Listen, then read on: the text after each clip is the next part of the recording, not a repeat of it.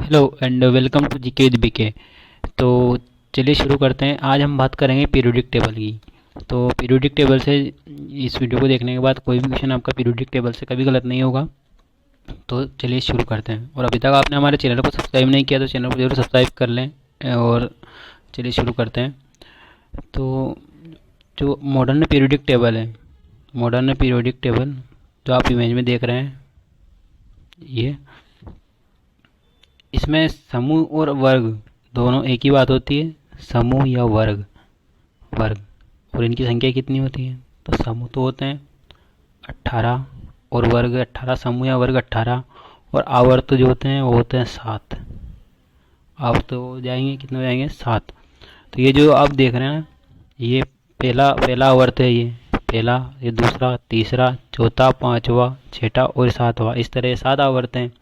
और जो समूह है वो है ये पहला hydrogen, barium, scandium, titanium, vanadium, ये जो 18 तक जा रहे हैं, ये हो जाएंगे आपके समूह। तो ये तो हो गया समूह और आवर्त। जो एग्जाम में बेसिक क्वेश्चन पूछ लेता है कभी कभी, तो रेलवे में पूछा भी गया है कि लघु आवर्त किन्हें बोला जाता है। तो जो पहले जो 3 आवर्त हैं, देखो ये जो एक पहला पहला आवर्त ये है, ये दूसरा वाला आवर्त और ये तीसरा वाला आवर्त। इन तीनों आवर्त में जो है, जो अन्य उधर जो अन्य आवर्त हैं उनकी तुलना में ये तत्वों की संख्या बहुत कम है। देखिए यहाँ पे ये जो गैप हुए, इस गैप की वजह से इन तीन पहले के जो 3 आवर्त हैं इनमें तत्वों की संख्या कम है। तो इसलिए जो पहले के जो 3 आवर्त हैं इन्हें क्या कहा जाता है? इन्हें हमेशा लघु आवर्त कहा जाता है। तो कई कई बार पूछ लिया है रेलवे में, यही प्रश्न है। तो आप याद रखिए, पहले के 3 आवर्तों को लघु आवर्त बोलेंगे। अब बात करते हैं दाएं बढ़ने पर क्या घटता है, नीचे बढ़ने पर क्या बढ़ जाता है। इस इन सब चीज़ों की बिल्कुल भी आपको रटने की ज़रूरत नहीं है, बिल्कुल सिंपल है। देखिए पहले बोलता है कि दाईं ओर बढ़ने पर क्या बढ़ता है। तो अब हम दाईं ओर बढ़ेंगे तो इधर इधर बढ़ेंगे, जो मैंने तीर का निशान लगाया इधर दाईं ओर बढ़ेंगे। फिर हमें याद रखना है कि दाईं ओर बढ़ने पर क्या बढ़ता है। तो आप हमेशा याद रखिए, दाईं ओर बढ़ने पर इलेक्ट्रॉन बंधुता बढ़ेगी और विद्युत ऋणात्मकता बढ़ रही है दाईं ओर बढ़ने पर, और एक परमाणु क्रमांक और एक आयनन विभव। अब हम बिल्कुल ही आसानी से याद हो जाएंगे सभी आयनन विभव। ये चारों बढ़ेंगे दाईं ओर बढ़ने पर। ये दाईं ओर बढ़ रहे हैं अपन इधर। अब याद रखेंगे कैसे, कि हमें जैसा पता है कि सबसे ज़्यादा इलेक्ट्रॉन बंधुता किसकी होती है, तो वो होती है क्लोरीन की। हमें पता है क्लोरीन की इलेक्ट्रॉन बंधुता सबसे ज़्यादा होती है।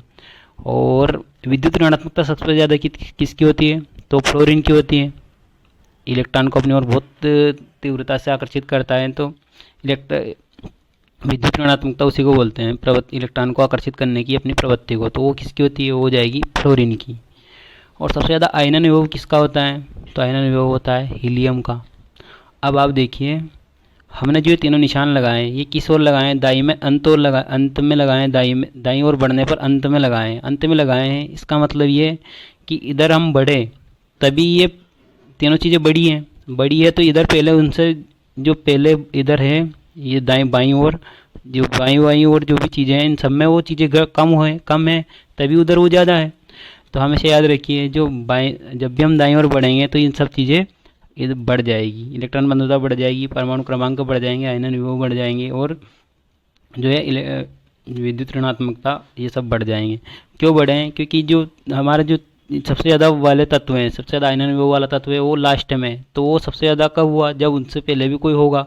तो हम हमेशा आरोही क्रम में चलें, आरोही क्रम में चले हैं, इसलिए वो बड़े हैं। और वो बड़े हैं इसलिए वो ज़्यादा हैं। तो हमेशा इस विधि से आपको याद रह जाएगा। और आपको ये चीज़ भी याद हो जाएगी कि किस तत्व की इलेक्ट्रॉन बंधुता सबसे ज़्यादा है, तो हम आसानी से बता देंगे इलेक्ट्रॉन बंधुता सबसे ज़्यादा क्लोरीन की है। किसके आयनन विभव सबसे ज़्यादा है, तो हीलियम का आयनन विभव सबसे ज़्यादा है। और कब बढ़ने पर भी बता देंगे कि इधर बढ़ने पर क्या क्या बढ़े हैं। तो हम बात कर चुके हैं कि जो दाईं ओर बढ़ने पर ये सब चीज़ें बढ़ी हुई है। अब दाईं ओर बढ़ने पर हमेशा एक चीज़ हमेशा घटती है, वो क्या होता है? वो होता है धात्विक प्रवृत्ति, जो मेटाबिलिटी होती है, मेटल की जो प्रवृत्ति होती है वो हमेशा घटती है। क्यों घटती है? क्योंकि जो ये जो पहला समूह आप देख रहे हैं, ये हाइड्रोजन लिथियम वाला, इसमें कौन से तत्व है? इनमें 4 धातु, ये जो पहला तत्व है इनमें कौन सा तत्व है? क्षार धातु है। ये पूरा समूह में क्षार धातुएं हैं। और दूसरे वाले में क्षारीय मृदा धातु है। फिर उसके बाद जो ये ब्लू कलर में है ये कैसे तत्व है? ये है धात्विक डी ब्लॉक का तत्व, संक्रमण तत्व या धातु तत्व बोल दिया जाता है इन्हें। तो धातुएं तो इधर रह गई हैं सब। अब इधर तो सब अधातु तत्व हो गए हैं। तो अधातु हो गए हैं, इसका मतलब ये है कि धात्विक प्रवृत्ति क्या हो गई है? घट गई है। तो बाईं और दाईं ओर बढ़ने पर, इधर दाईं ओर बोला जाता है, तो दाईं ओर बढ़ने पर क्या घटा है? तो दाईं ओर बढ़ने पर धात्विक प्रवृत्ति घटी है, बाकी सब चीज़ें बढ़ी है। तो आप हमेशा ये चीज़ याद रखिए। अब पूछे कि बाईं ओर बढ़ने पर क्या बढ़ता है? तो बाईं ओर बढ़ने पर धात्विक प्रवृत्ति बढ़ती है, क्योंकि धात्विक प्रवृत्ति ये देखिए इन सोडियम पोटेशियम ये सभी धातुएं हैं। तो बाईं ओर बढ़े तो हमें धात्विक प्रवृत्ति ज़्यादा मिली। अब बात करते हैं समान क्या रहता है। तो जो आवर्त सारणी है इसमें जो समूह है, जो जितने भी समूह हैं, पूरे समूह की जो संयोजकता होती है, संयोजकता वो हमेशा समान है।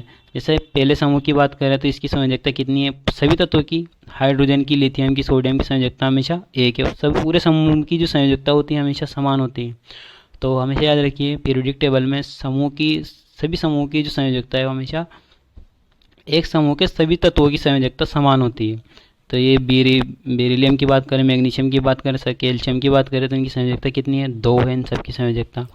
स्कैंडियम और इट्रियम इनकी दोनों की संयोजकता समान है। तो इस तरह इनकी संयोजकता है हमेशा किसी भी जो ग्रुप है, समूह है, वर्ग या समूह, उनकी सभी तत्वों की संयोजकता समान रहेगी। ये तो हो गई समान वाली बात। और ये तो ग्रुप में हो गई कि ग्रुप में क्या समान होता है, तो उनकी संयोजकता इस ग्रुप के सभी तत्वों की संयोजकता समान होती है। अब बात करते हैं कि जो आवर्त में जो तत्व होते हैं, जैसे पहला आवर्त में 2 तत्व है हाइड्रोजन और हीलियम, इनमें क्या समान है? तो इनमें कोशों की संख्या समान होती है। जैसे हाइड्रोजन और हीलियम में कोश की संख्या समान ही रहेगी एक। और जो दूसरा समूह है जिसमें लिथियम, बेरिलियम, ये जो बोरान, कार्बन हमने बात करी है, इन सब की जो कोश की संख्या इनमें भी समान है। तो आप कोश की संख्या याद रखिए किसमें समान होती है? तो आवर्त के जितने भी तत्व होते हैं सभी की कोशों की संख्या समान होती है। और बार बार जो रेलवे में परमाणु क्रमांकों को लेकर भी क्वेश्चन पूछे रहे हैं। तो परमाणु क्रमांक हम इधर जाएंगे दाईं ओर तो भी बढ़ेंगे और नीचे जाएंगे तो भी बढ़ेंगे, क्योंकि हाइड्रोजन के देखिए 1, हीलियम के 2 हो गए, लिथियम के 3, बेरिलियम के 4 और बोरान के 5, 6, 7, 8, 9 और 10। तो हमेशा बढ़ ही रहे हैं। तो दाईं ओर बढ़ने पर परमाणु क्रमांक बढ़ रहे हैं और नीचे जाएंगे तो भी बढ़ेंगे, क्योंकि इसके बाद ऊपर से नीचे की ओर तत्व हैं, ऊपर हैं फिर नीचे हैं। तो ये सब चीज़ें मैंने बता दी कि जो कब किधर क्या बढ़ रहा है। अब इसमें आप एक चीज़ और याद रखिए, इसमें पूछ रहा है बार बार रेलवे में ही कि उपधातु या अर्धधातु ये क्या है? तो ये जितने भी ये अलग कलर से बने हुए हैं ये तत्व, ये सभी तत्व जो मैं पेन से बना रहा हूँ ये सभी क्या हैं? तो हमेशा याद रखिए ये सभी उपधातु हैं या अर्धधातु हैं। कौन कौन सी हैं? जैसे बोरान है, सिलिकॉन है, जर्मेनियम है, आर्सेनिक है, एंटीमनी है, टेलोरियम है और एस्टाटीन है। तो ये सभी इसमें याद रखिए अर्धधातु या उपधातु है। कि उसके पहले जो ये जो तत्व हैं ये सभी धातुएं हैं, और उसके बाद जो ये सभी तत्व हैं ये सभी अधातुएं हैं। जिसमें ये जो 18वें समूह हैं, 18वें समूह को जितने भी तत्व हैं ये क्या है? तो ये अक्रिय गैसें हैं, मतलब ये क्रियाशील नहीं है, क्योंकि इनका बाह्यतम कोश में 8 इलेक्ट्रॉन है।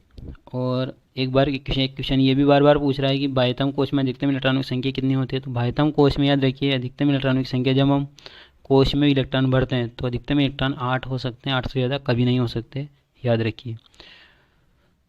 तो मैंने आपको ये बता दिया है कि ये जो क्षार धातु है ये होती है पहले समूह की तत्व है। क्षार धातु होते हैं, क्षारीय मृद धातु होते हैं, डी ब्लॉक के तत्व होते हैं। और ये जो जितने भी तत्व है बी के बाद, बोरान के बाद, ये सभी क्या हैं? तो ये सभी पी ब्लॉक के तत्व है, याद रखिए पी ब्लॉक के तत्व है। और जो समूह 17 के तत्व है फ्लोरीन, क्लोरीन, ब्रोमीन, आयोडीन और एस्टाटीन, ये भी याद रखिए, यहाँ से भी क्वेश्चन पूछ रहा है बार बार। तो आप इन सब चीज़ों को याद रखिए। और इसके अलावा और क्या पूछा जा सकता है, तो इसके अलावा लेंथेनम और एक्टिनम पूछ रहा है। तो लेंथेनम के परमाणु क्रमांक 57 और एक्टिनियम के 89, यहाँ से ये भी पूछ रहा है। और जो एक क्रियाशीलता के बारे में पूछ रहा है, सबसे ज़्यादा क्रियाशीलता किसकी होती है। तो ये जो क्वेश्चन है विस्थापन अभिक्रिया में भी यूज होता है उसका, इसकी थ्योरी वाला पार्ट तो याद रखिए। जो पोटेशियम क्रियाशीलता के क्रम में मैं तत्व लिख रहा हूँ, आप हमें इन्हें लिख लीजिए। पोटेशियम की क्रियाशीलता सबसे ज़्यादा होती है, इसके बाद होती है सोडियम की, ये सोडियम। उसके बाद होता है मैग्नीशियम, पोटेशियम, सोडियम, मैग्नीशियम। उसके बाद आता है एल्यूमिनियम। उसके बाद आता है जिंक। उसके बाद आता है आयरन, लेड होता है पीबी, और एक होता है कापर।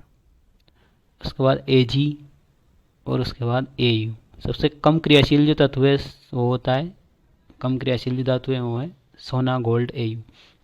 तो ये क्रियाशीलता क्रम में मैंने इनको जमा दिया है, तो यहाँ से भी क्वेश्चन पूछ रहा है। और इसके अलावा तो ये सभी चीज़ें आप याद रखिए और इस वीडियो को देखिए। और अभी तक आपने हमारे चैनल को सब्सक्राइब नहीं किया तो चैनल को जरूर सब्सक्राइब कीजिए। और अब आप बार बार जो क्वेश्चन पूछ रहे हैं उनके बारे में देखते हैं कौन कौन से क्वेश्चन बार बार आ रहे हैं। तो चलिए देखते हैं। ये क्वेश्चन है, मैंने लिख लिए हैं यहाँ पर। ये क्वेश्चन बार बार आ रहे हैं कि किस आवर्त को लघु आवर्त कहा जाता है। तो आप हमेशा याद रखिए, जो पहले के 3 आवर्त देखे थे हमने, पहला आवर्त, दूसरा और तीसरा आवर्त, ये कैसे हैं? लघु आवर्त हैं, क्योंकि इनमें तत्वों की संख्या और आवर्तों में जितने तत्व हैं उनसे कम है, इसलिए इन्हें लघु आवर्त बोल रहे हैं। सबसे ज़्यादा आयनन विभव वाला तत्व कौन सा है? सबसे ज़्यादा आयनन विभव वाला तत्व अभी हमने देखा था हीलियम है। और पर आवर्त सारणी में दाईं ओर जो बढ़ रहे हैं, तो दाईं ओर बढ़ रहे हैं तो हमें आयनन विभव बढ़ता है। और सबसे ज़्यादा इलेक्ट्रॉन बंधुता कौन सा तत्व है? तो इलेक्ट्रॉन बंधुता हमने देखी थी किसकी होती है? क्लोरीन की होती है। और आवर्त सारणी में बाईं ओर बढ़ने पर, अब इधर नहीं बढ़ रहे अपन बढ़ रहे हैं इधर, इस ओर, और इधर बढ़ते हैं तो क्या बढ़ता है? बस धात्विक प्रवृत्ति बढ़ती है बाईं ओर बढ़ने पर। और इसके अलावा कि बाहरी कोश में अधिकतम इलेक्ट्रॉनों की संख्या तो मैंने बताई दी है, 8 होती है बाहरी कोश में अधिकतम इलेक्ट्रॉनों की संख्या। इलेक्ट्रॉन जो कोशों में इलेक्ट्रॉन भरने का सूत्र होता है वो होता है 2n², जो कि नील्स बोर द्वारा दिया गया था, तो ये भी याद रखिए। वो n यहाँ कोशों की संख्या होती है, n यहाँ कोश की संख्या होती है। तो चलिए, कैसा लगा आपको हमारी वीडियो कमेंट बॉक्स में बताएं। और अभी तक आपने चैनल को सब्सक्राइब नहीं किया तो चैनल को जरूर सब्सक्राइब कर लें। And thanks for watching.